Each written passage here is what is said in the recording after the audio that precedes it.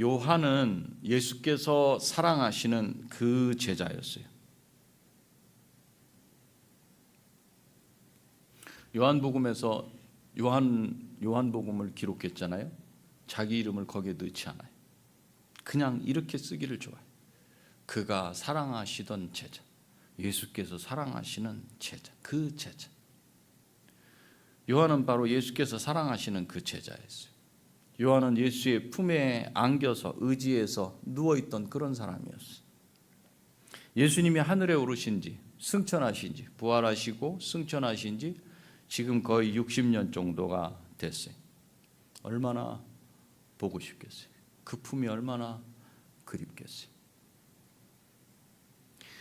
이제는 100세가 가까운 노인이 된 요한은 꿈에도 상상 못했던, 그렇게 보고 싶었던 분을 만나게 됩니다. 그것도 반모라는 섬에 유배되어 중노동을 하고 있는 그곳으로 친히 찾아오셨어요.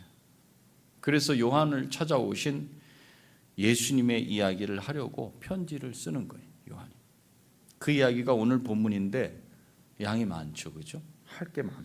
그래서 2번을 하든지 3번을 하든지 나눌 거예요. 오늘은 전체만 좀 볼 수 있도록 하고.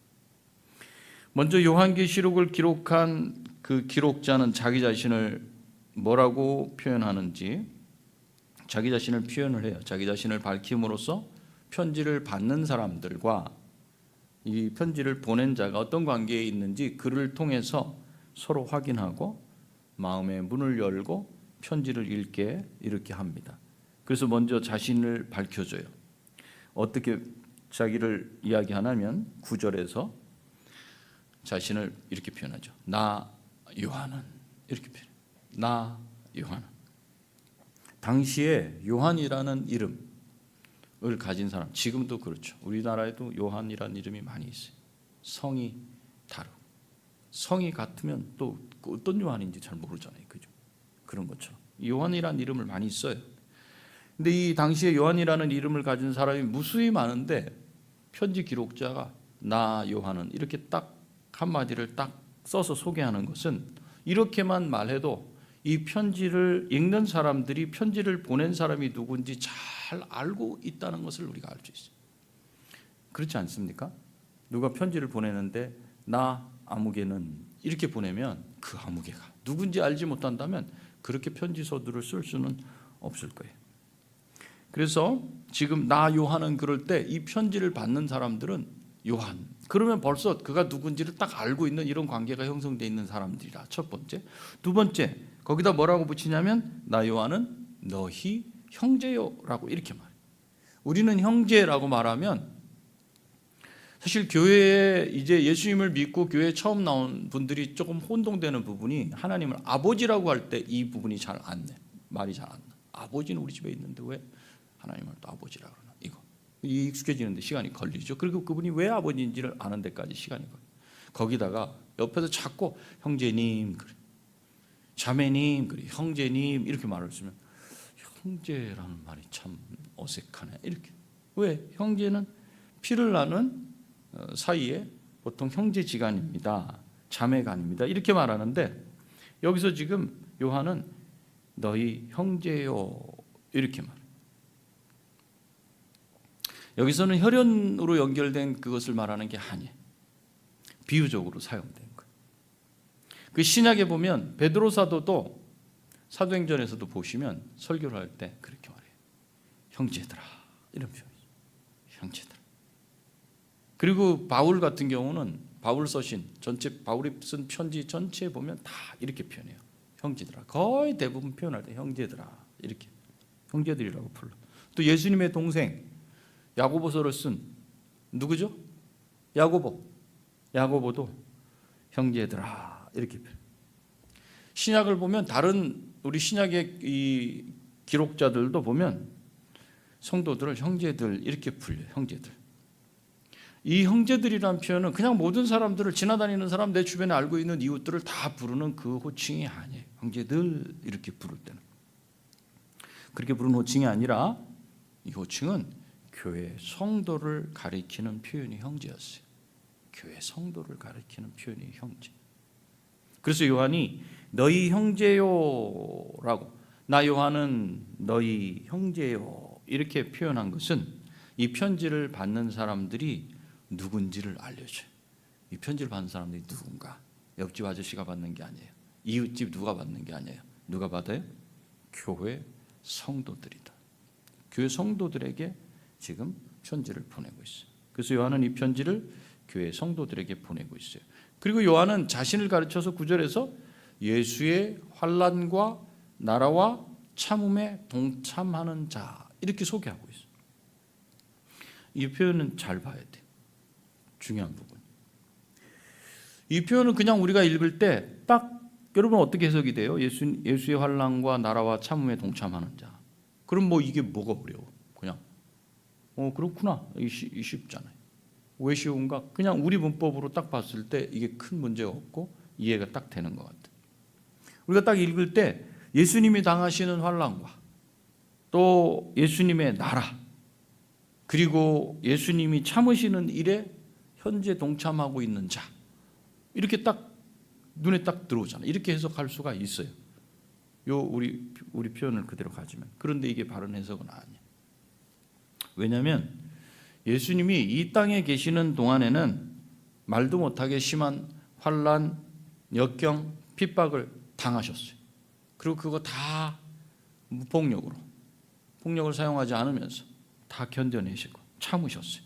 그렇지만 부활 승천하시고 하나님 보좌 우편에 앉으신 이후로는 더 이상 환난을 당하지 않고 인내하실 필요가 없어요. 그러니까 지금 우리가 먼저 해석한 대로 그렇게 우리가 이해하고 해석하면 지금 현재 예수님의 상황과 맞지 않아. 그래서 이 표현을 원문에 더 가깝게 좁혀서 가봐야 돼. 원문에는 어떻게 되어 있냐면 이렇게 되어 있어요. 예수님 안에서. 첫 번째 나오는 게 예수님 안에서 그 환난과 나라와 참음 이렇게 되어 있어요. 그 환난과 나라와 참음에 너희와 함께 참여하고 있는 자 이렇게 되어 있어요. 그렇다면 지금 우리 개역개정의 성경에 있는 것과 어떤 차이가 있어요? 발견했어요? 뭐가 다른지? 어떤 단어가 쓰이고 어떤 단어가 안 쓰인 그 부분이 있어요. 9절에서 우리 성경을 보자면 예수의 환난과 나라와 참음에 동참하는 자. 그런데 예수의 환난과 나라와 참음 이렇게 썼잖아요. 세 단어를. 그 앞에 관사가 없잖아요. 그죠? 그런데 원문에서는 그 환난과 그 나라와 그 참음 이렇게 해서 글을 세 번 안 썼어요. 제가 읽었을 때 예수님 안에서 그 환난과 나라와 참음에 이렇게 썼어요. 차이가 뭔가? 그라는 관사에 있어요. 정관사에. 그라는 표현이 요 세 단어 제일 앞에 한 번만 딱 쓰였다는 거예요. 그렇게 한 것은 그라는 말 뒤에 있는 단어들 세 개가 각각 딱 다른 게 아니라 이게 한 덩어리처럼 움직여진다는 거예요. 연합돼 가지고 이 단어는 뒤에 단어와 연결되고 뒤에 단어는 그 다음 단어와 연결되는, 이건 공통적으로 그 일에 들어간 사람은 그 세 가지 단어 안에 있을 수밖에 없는 그런 걸 말해요. 그래서 우리 성경으로 이해하자면 이 부분은 너무 쉽게 넘어갈 수 있는 부분이에요. 그런데 원문을 보고 이 관사를 정확하게 표현을 하자면 이 환난, 나라, 그 다음에 참음, 이것이 각각 다른 것이 아니고 그 셋이 사실은 하나의 실제를 말하고 있다. 그렇게 볼 수 있는 거예요. 그러니까 우리 개역 성경으로 이해할 때와 이것을 더 원문에 가깝게 원문을 보고서 이렇게 우리가 해석을 하는 건 좀 달라요. 그래서 편지를 쓰는 요한은 자신을 너희 형제요 이렇게 표현하면서 어떤 부분에서 형제입니까? 이걸 밝히기를 그 뒤에 쓴 거예요. 그거를 어떤 부분에서 우리가 형제인지 아니? 그 환난과 나라와 참음에 너희와 함께 참여한 형제다 이렇게 말하고 있는 거예요. 그러니 어떤 분은 그 환난과 나라와 참음에 동참하지 않았다면 이 편지를 받으면서 그 나랑 형제가 아니란 말인가 이렇게 할 수 있겠죠. 그죠? 이 동질성은 여기서 나타난다는 거예요. 내가 왜 형제인 줄 아냐? 교회 식구들이 왜 형제요 자매요라고 부르는 줄 아냐? 그러니까 호칭 아니라는 거예요. 교회에서 우리가 형제라고 이렇게 부를 때는, 자매라고 이렇게 부를 때는 그것은 그냥 부르기 좋은 호칭, 교회 가면 그 호칭 써야 돼, 이게 아니라는 거예요. 그 호칭을 부를 때는 이 의미가 들어가 있다는 거예요. 그래서 요한은 자신을 교회의 성도들인 너희와 함께 하나의 덩어리, 그 하나의 실제, 거기에 현재 참여하고 있다, 지금 이렇게 말하고 있는 거예요. 바꿔 말하면 교회의 형제들은 요한과 마찬가지로, 요한은 지금 반모섬에 유배와 있어요. 그런데 지금 이 편지를 받는 교회 형제들은 요한과 마찬가지로 그 환난과 나라와 참음에 동참하고 있다, 이 뜻이에요. 나 요한은 너희 형제, 이렇게 말을 할 때 벌써 그렇지, 왜 저분이 우리와 형제인가? 이게 통하는 거예요. 성도들 간에도 그게 왔다 갔다 하는 거예요. 그게 서로 통하는 거예요. 내가 기도해 줄게요 그럴 때는, 당신은 기도의 능력이 있어서 그걸 합니까? 그게 아니라 당신의 형편, 내가 다 알지 못해도 우리 아버지가 아시는 그런 사이 아니겠소 우리는? 내가 그래서 기도해 줄게요. 그러면 기도해 주십시오. 그렇게 하는 거예요 우리가. 지금 요한은 그런 입장에서 말을 하고 있어요.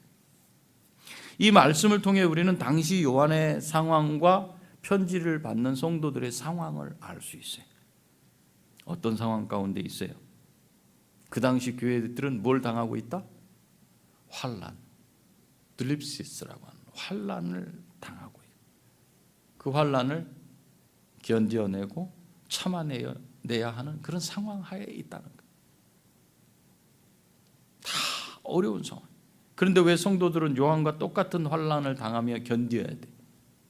왜 참아야 돼요? 왜 견뎌야 돼요?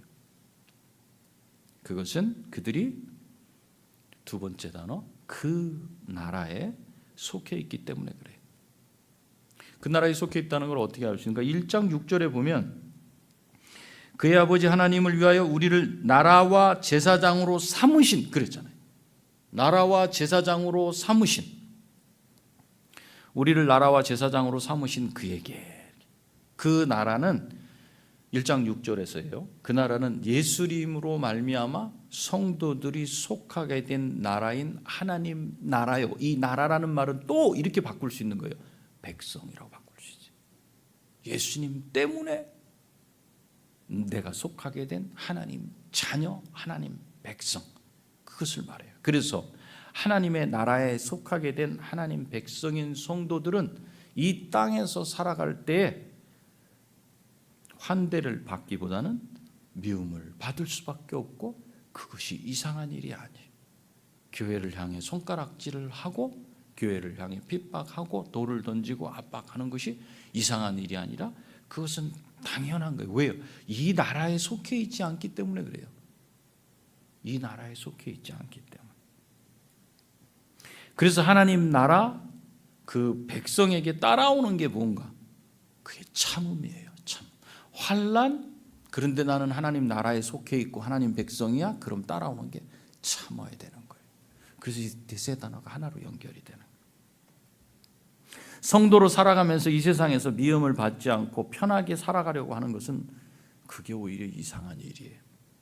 어떻게 하면은 예수를 믿으면서 내가 요리조리 피해서 가려고, 이렇게 관계를 좋게 하려고, 저렇게 하려고 그냥 그 관계에 집중돼서 신자로서의 본질을 발현하지 못하고 그렇게 살아가는 것은 그게 이상한 일이에요.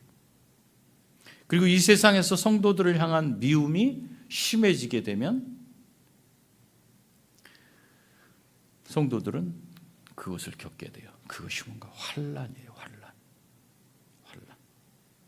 그때 성도들은 환난으로 인해서 예수 그리스도를 배반하고 믿음에서 떠나지 말아야 돼요. 그러기 위해 하나님 백성들은 견디고 참고 인내하는 거예요. 내 삶의 형편이 어려워서 견디고 참고 인내하는 게 아니에요. 내가 그리스도인이기 때문에 당하는 것, 그리스도인이기 때문에 마음대로 내가 누릴 수 없고 할 수 없고 그런 걸 내가 제약하면서 살아가야 하는 그런 부분. 그러나 환난을 참는 것이 온전히 성도들 자신의 의지와 힘만으로 되는 것은 아니에요. 그래서 이 표현이 어떻게 된다고 원문에서 어떻게 된다 그랬어요? 여기는 예수의 환난과 나라와 참음에 동참하는 자라 이렇게 돼 있지만 원문에는 예수 안에서 이렇게 되죠. 지금 우리가 겪고 있는 이 당하고 있는 이 한 덩어리에 똑같이 당하고 있는 환난과 나라와 참음이라고 하는 건 어디 안에서? 예수 안에서. 예수 안에서. 말씀의 가장 앞에 예수 안에서라는 말이 있어요. 원문에는 그렇게 돼 있어요. 그렇다면 그 예수 안에서라는 말하고 환난이 뒤에 나올 때 성도들이 그 편지를 보면서 읽으면서 눈물을 흘리지 않겠어요? 예수가 쏙 빠지고 우리만 당하는 것이 아니었는가? 우리를 그 속에 속하게 만들어 놓고는 우리만 당하고 있는 왜 이렇게 이 환난이 지나가지 않고 점점 거세지는가 하면서 그러지 않았겠어요? 그런데 우리 주님이 요한을 통해서 예수 안에서, 그리스도 안에서 너희가 견디고 참는 건 그리스도 안에서 가능한 일인데 그리스도 안에서는 어떻게 할 때 가능해지는가? 그리스도와 친밀한 교제 가운데 그 영향 아래서라는 뜻이에요. 내가 교회 안에 있어도 그리스도와 친밀한 교제, 밀접한 관계, 긴밀한 관계 가운데 있질 않으면 환난이 오고 내가 그 나라에 속해 있으면 뭘 하겠어요? 참아야 되는데 이 참음이 안 돼요. 너무 힘든 거예요. 그런데 그리스도와 밀접한 긴밀한 관계 가운데 들어가면 나한테 닥치는 그것이 내가 찬양을 부를 때 눈물이 나, 말씀을 볼 때 가슴이 시원하고 뚫어져. 그저 잠을 자기 전에는, 잠을 자면서도, 아침에 일어나서도 상황은 바뀌지 않고 핍박이 심한데도 불구하고 이겨낼 수 있어요. 그 이유가 무엇인가? 그리스도 안에 있어서. 그리스도 안에서. 에베소서에서도 이렇게 쓰이죠. 그리스도 안에서. 그리스도와 긴밀하고 밀접한 교제 가운데 있을 때 환난을 참을 능력이 주어지고 이 편지를 받는 성도들은 그런 가운데, 그런 관계 가운데 살아가는 하나님 백성이다, 이 뜻이에요. 그 하나님의 백성이 바로 나의 형제고 나는 너희 형제고 그게 나다. 우리는 그런 관계다. 이것이 이 땅에서 살아가는 모든 성도들의 삶이었고 삶이고 삶이 될 것이에요. 그게 그리스도인의 역사였어요. 요한이 살던 AD 1세기 말, 그때는 하나님 백성으로 살아가던 그리스도인들이 지금과는 비교할 수 없을 정도의, 우리의 신앙생활과는 비교가 안 될 만큼 괴롭고 힘들고 고통스럽고 목숨을 걸어야 되는 그런 삶을 살았어요. 그런 삶. 그래서 요한은 자신과 성도들을 가리켜서 예수님 안에서 그 환난과 나라와 참음에 너희와 함께 참여한 자, 이렇게 표현하고 있는 거예요. 요 한 표현만 가지고도 그렇지, 우리가 그 형제지, 우리가 같은 길을 가는 사람들이지. 요 말씀만 가지고도 계시록 뒤를 보지 않아도 이미 성도들은 힘을 얻지 않았겠어요? 영적인 환난 가운데 있는 분들은 이 말씀만 가지고도 이것만 놓고도 붙잡고 말씀을 암송하면서 쓰면서 이걸로 찬양을 만들면서 그렇게 할 때 벌써 힘이 되는 거예요. 예수 안에서 내가 그분과 긴밀한 교제, 밀접한 관계 가운데서 그분이 주시는 능력으로 지금 내게 벌어지고 있는 영적인 환난을 나는 얼마든지 이겨낼 수 있기 때문에 나는 족하다, 바울이 고백했던 거죠. 이어서 요한은 자신이 당한 환난의 이유가 무엇인지 여기서 설명하고 있어요. 9절이지요. 하나님의 말씀과 예수를 증언하였으므로 말미암아 밤모라 하는 섬에 있었더니, 요한은 하나님의 말씀과 예수를 증언하였기 때문에 밤모라 하는 섬에 있었다, 이렇게 말하고 있어요. 그러니까 그렇게 보고 싶었던 예수님을 환상 중에 만났을 때 요한은 지금 밤모라고 하는 섬에 있었다, 지금 이 말을 하는 거예요. 그렇게 언제쯤일까? 내가 육신으로 이 세상에 있는 동안 한 번은 더 뵐 수 있을까? 오매불망 그리던 그 예수님을 어디서 만나는가?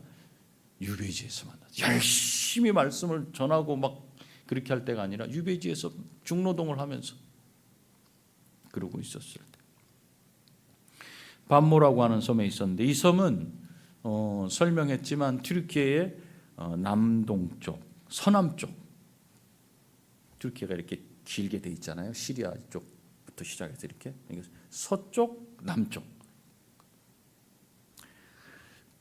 한 60km 떨어진 섬이 섬.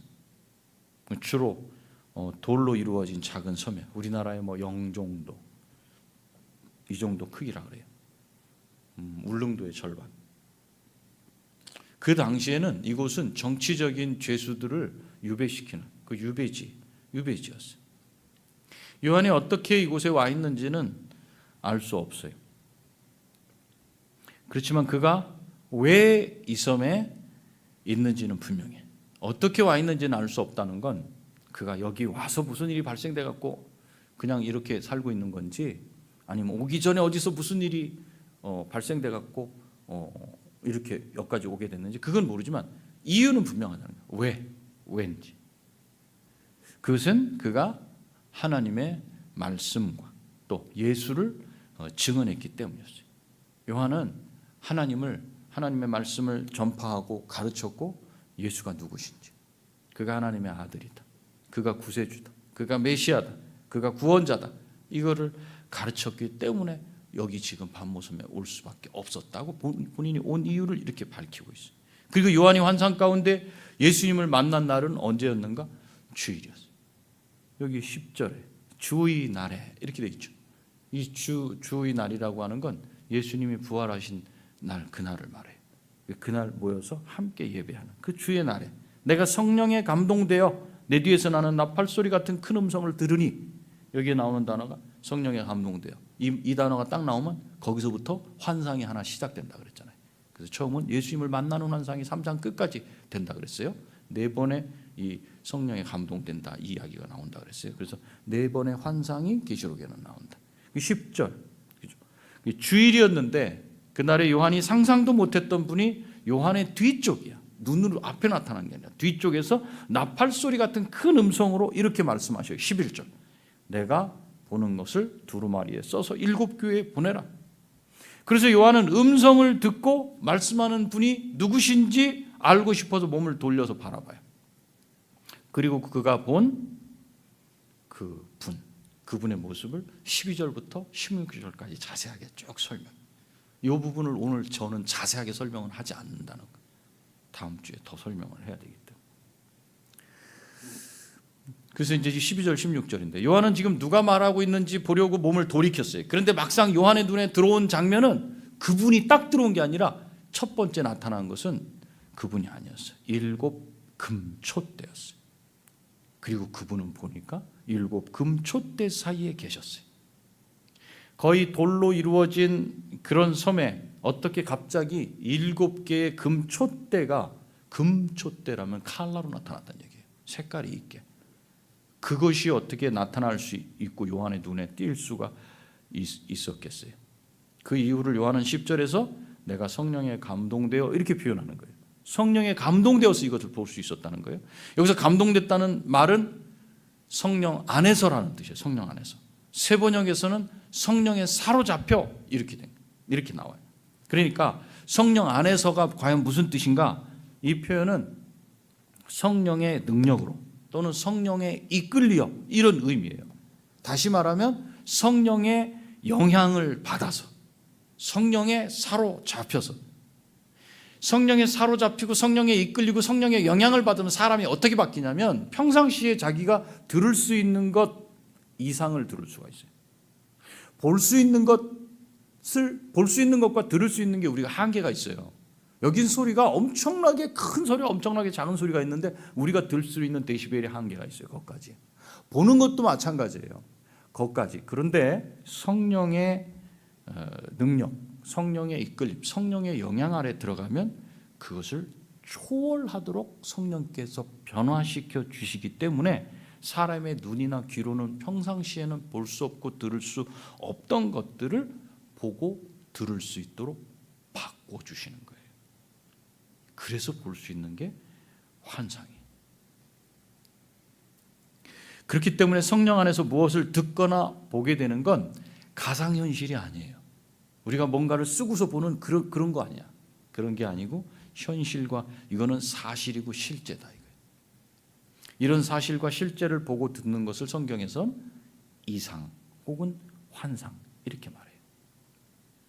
성령께서 보고 듣게 해주시는 실제라는 말이에요. 그럼 요한이 본 큰 음성의 주인공은 어떤 모습이었는가? 그 모습을 12절부터 16절까지 자세하게 이렇게 표현을 하고 있는데 이렇구나를 하지 그걸 보지 말고 지금 환난을 당하고 있는 형제들에게 편지를 보내면서 왜 그 본 분을 그렇게 자세하게 설명을 하는가를 생각해야 돼요.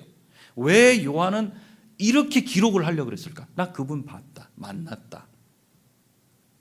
이렇게 하면 끝날 텐데 그렇구나. 그분이 거기까지 찾아가 주셨구나. 할렐루야. 이러면서 신앙생활을 할 수 있을 텐데 왜 요한은 지금 12절 16절에 쭉 그분이 어떤지를 다 묘사를 하잖아요. 왜 그렇게 묘사를 했는가? 왜 그런 표현을 사용했는가? 그러면 요한이 지금 이 부분을 길게 세밀하게 묘사를 한다는 건 의도가 있어요. 요한이 의도가 있어요. 그것은 이 세밀한 묘사를 통해서 그분이 어떤 분이신지를 알게 하려는 데 있어요. 그 세밀하게 살피는 건 오늘 하지 않는다 그랬어요. 자, 세밀하게 설명을 해서 그분을 알게 하려고 한다. 그것은 세밀하게 설명하는 데서 지금까지 알고 믿고 듣고 왔던 그분과는 다른 그 무엇인가가 여기 있다는 거예요. 그걸 지금 요한은 알리고 싶은 거예요. 그 요한이 환상 속에 나타나신 분을 세세하게 묘사하는 것은 그분이 어떤 분인지 정확하게 가르쳐주고 싶은 거예요. 그리고 그 정확하게 가르쳐주는 것이 지금 편지를 받는 성도들 입장에서는 더 견고한 믿음 위에 세워지고 참음에 예수 안에서 참는다는 그 참음에 더 플러스 알파가 되고 더 힘을 주고 격려가 되고 위로가 되기 때문에 그래요. 요한은 자기를 찾아오신 분은 하나님의 아들로서 신이시다. 그 사실을 알려주고 싶은 거예요. 요한복음 20장에 보면 요한복음을 기록한 목적이 나와요. 요한복음을 기록함은 너희로 예수께서 하나님의 아들 그리스도이심을 믿게 하려 함이라. 또 너희로 믿고 그 이름을 힘입어 생명을 얻게 하려 함이라 이렇게 말씀하셨어요. 이 말씀을 통해서 요한은 예수님이 하나님의 아들이심을 이미 알고 있었다는 걸 우리가 알 수 있어요. 그것을 증거하려고 요한복음을 썼어요. 그럼 하나님의 아들이라고 표현할 때 그것이 무슨 의미냐? 하나님의 아들이라고 표현할 때 그분의 본질은 하나님이시다. 그렇지만 성부 하나님과 성령 하나님과는 구별된 아들, 성자 하나님이시다. 이걸 밝히려고 하는 거예요. 이걸 놓치면 안 돼요. 요한은 예수님께서 십자가에 죽으시고 부활하신 후에 만난 적이 있어요. 그렇지만 예수님이 승천하신 이후로는 거의 60년 정도, 33년에서 35년 사이 내지는 34년 그 사이에 예수님이 승천하셨어요. 그러면 지금 95년이에요. 그러니까 거의 60년 정도가 60년, 62년 정도가 지난 그때 처음 만났어요. 다시 말해서 하나님의 아들이 완전한 인간으로 이 세상에 오신 이후로는 사람이신 그분께서 자신을 드러내신 모습은 처음이에요. 이게 그 모습이 어땠냐 이거예요. 다시 말하자면 승천하시기 전까지의 모습은 완전하신 인간으로서 이 땅에서 사시고 함께 사역을 하고 그분을 봤던 그게 있다고요. 그 그림이. 그런데 승천하신 이후 하늘 보좌 우편에 앉아 계시다가 한 번쯤 몇 년도쯤인가 내려오셔서 한 번 그 이후의 모습을 보여주신 거는 처음이라는 거예요. 지금이. 그래서 요한이 그걸 세밀하게 밝히려고 하는 건데 그 모습이 어땠는가? 그 모습은 한마디로 완전하신 하나님이시다. 온전하신 하나님이시다. 그 사실을 요한은 여기서 말하고 싶은 거예요.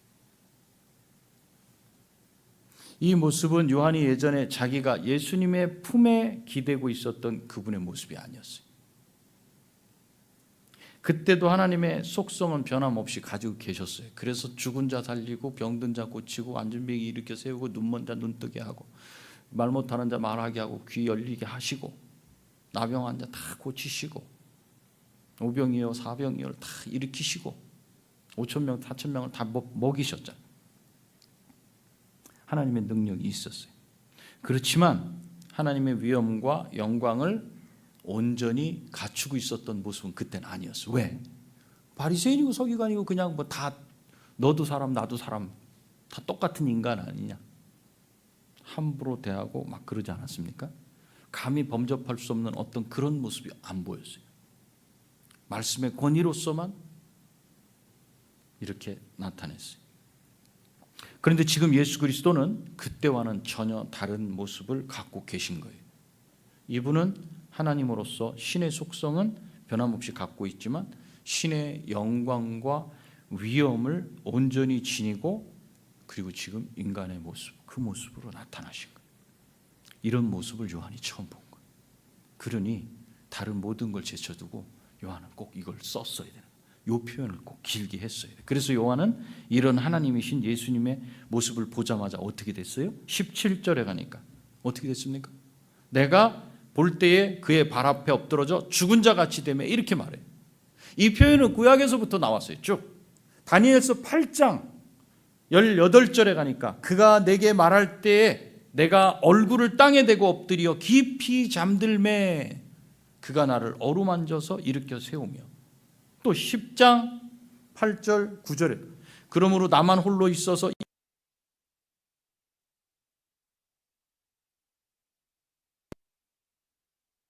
하였고 나의 힘이 다 없어졌으나 내가 그의 음성을 들었는데 그의 음성을 들을 때 내가 얼굴을 땅에 대고 깊이 잠들었느니라. 에스겔 1장 28절에서도 그 사방 광채의 모양은 비 오는 날 구름에 있는 무지개 같으니 이는 여호와의 영광의 형상의 모양이라. 내가 보고 엎드려 말씀하시는 이의 음성을 들으니라. 똑같은 현상이 나타나요. 하나님을 만난 사람은 이런 모습을 그냥 땅에 엎드러질 수밖에 없는, 이렇게 죽은 자 같이 될 수밖에 없어요. 엎드러지거나 하나님을 만나면 그냥 고꾸라지거나. 그런데 요한 자신이 그 발 앞에 엎드러져 죽은 자처럼 되었다고 기록한 이유는 요한 자신이 만난 이분 예수 그리스도는 세상에 계실 때 그 모습이 아닌 참 하나님으로서의 예수님이시라는 걸 말해주고 있어요.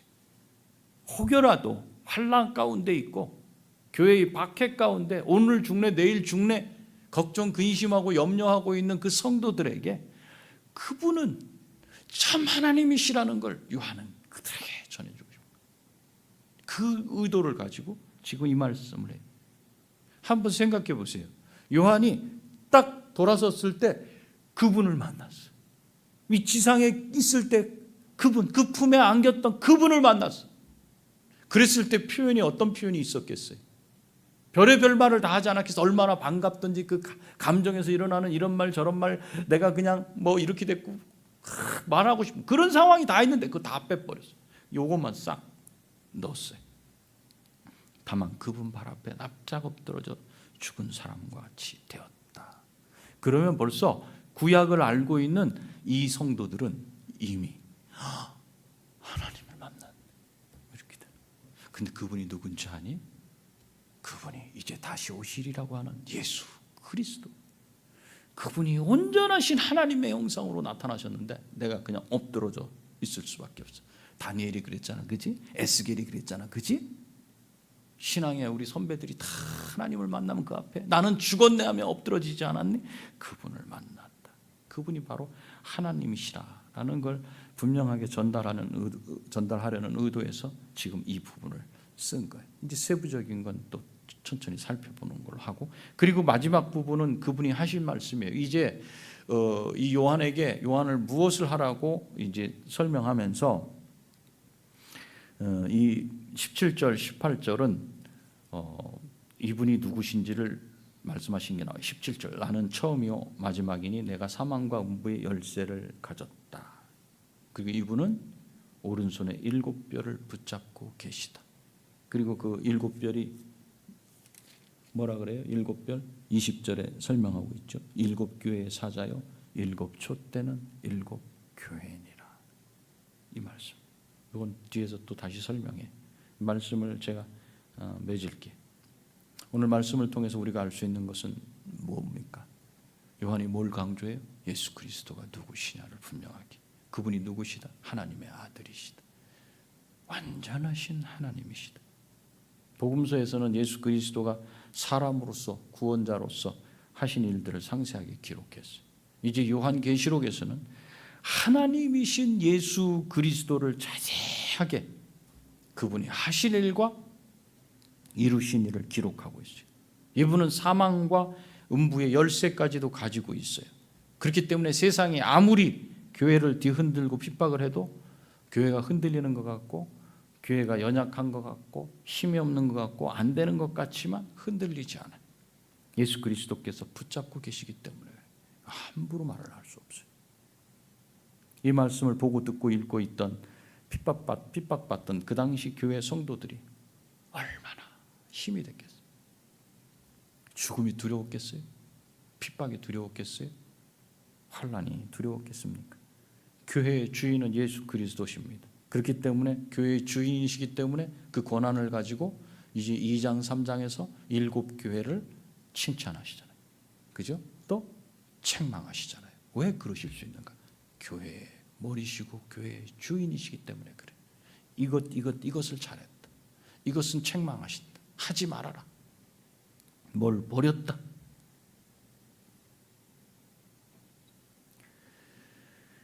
그런데 주님이 보시기에 그 주인이신 주님이 보시기에 잘하고 있는 것, 못하고 있는 것의 기준이 뭐예요? 왜 뭘 잘했다 그러고 뭘 못했다고 이렇게 표현하셔? 고통 속에서도 예수를 믿는 믿음과 그를 섬기는 일 때문에 당하는 고통 속에서 그분에 대한 믿음을 그가 잘 붙잡고 있었느냐, 그 교회가 잘 붙잡고 있었느냐. 그래서 하나님 말씀에 순종하면서 살아가고 있느냐, 이게 기준이에요. 주님의 칭찬은 환난 중에 고통 중에 정말 믿음 안에 서서 믿음을 붙잡고 하나님 말씀을 내 뜻대로 내 자의대로 판단하고 원하는 대로 잡고 안 잡고가 아니라 정말 그걸 순종하느라고 그 순종 때문에 더 고통을 받고 그런다 할지라도 그것을 붙잡았느냐, 그게 기준이에요. 교회의 주인이신 예수님의 칭찬과 책망의 기준은 그래서 환난 중에 믿음을 붙잡고 말씀에 순종하고 살았냐예요. 여러분, 우리도 교회를 이루고 살아갑니다. 지금 한국 교회는 2021년 통계를 보면 한 해 3,000곳 정도 문을 닫는다 그래요. 문을 닫는 교회 3,000교회. 지금도 문 닫는 교회가 수천 개 같아요. 많아요. 코로나19 이후에 이 팬데믹 이후에 비대면 예배, 대면 예배가 동시에 훈련이 되다 보니까 집에서 예배 드리는 분들도 많아졌고, 예배 당일에 바쁜 일이 있으면 그냥 바쁜 일 해버리고 어차피 온라인 올라와 있으니까 내가 편할 때 예배 드리, 그런 분들도 있어요. 많은 수가 모이지 않는 교회들은 새로 이사 오신 신자들이 한번 왔다가 이 정착하는 비율이 아주 저조해요. 그 현실이에요. 왜? 숫자가 적어. 너무 드러나는 신앙생활을 하고 싶죠. 그러다 보니 작은 교회 성도들이 숫자가 늘어나는 양적 부흥을 더 이상 기대하지 않고 기대할 수 없는, 그것 때문에 지쳐있는 것이 현실입니다. 마치 우리 세대가 끝나면 교회가 문을 닫는 것은 아닌가, 이런 우려를 우리가 합니다. 우리 교회는 무슨 문제가 있는가, 그런 자책을 하면서 예배에도 모임에도 교제에도 흥미를 점점 잃어가요. 지금 시대가 다들 그래. 그러면서 교회에 대한 세상의 손가락질, 질타, 거기에 민감해져서 어디 가서 교인이라고 드러내기도 꺼려해. 그러면서 교회를 향한 세상의 쓴소리는 점점 커져가. 이 소리가 더 커져가면 이게 뭘로 바뀌냐면 환난으로 바뀝니다. 환난, 핍박으로 바뀌게 될 거예요. 이미 환난은 시작됐고 그 결과가 예배에서나 믿음과 훈련에 시들해지는 것으로, 열심히 다 사라지는 것으로 이미 나타났어. 여러분, 교회의 주인은 그리스도 예수님이십니다. 그분은 지금 우리 교회를 붙들고 계시고 있다는 사실을 여러분 잊지 마시기 바랍니다. 우리의 믿음을 흔들며 나른해지게, 맨날 보는 사람만 보는 것 같으니까. 그래서 우리의 신앙도 그냥 게을러지고 나른해지고 나태해지게 해서 신앙생활을 하지 못하게 하는 핍박, 그게 지금 이미 들어와가지고 막 성도들을 찌르고 있는데도 아무것도 아닌 것으로 넘기고 있지 않는가. 예수 그리스도는 교회를 보고 계시고 붙들고 계시고 응원하시고 격려하셔요. 시대가 어두울수록 내 신앙을 더 견고히 해나가야 돼. 이렇게 그냥 흙탕물 같은 막 이런 세대에 꼬리를 막 쳐갖고 물결을 거슬러 올라가서 참 물이 있는 대로 거슬러 올라가야죠. 흙탕물 속에서 다 그런다고 그렇게 가지 마시고, 다른 신자가 하는 걸 보면서 닮아가면 안 돼요.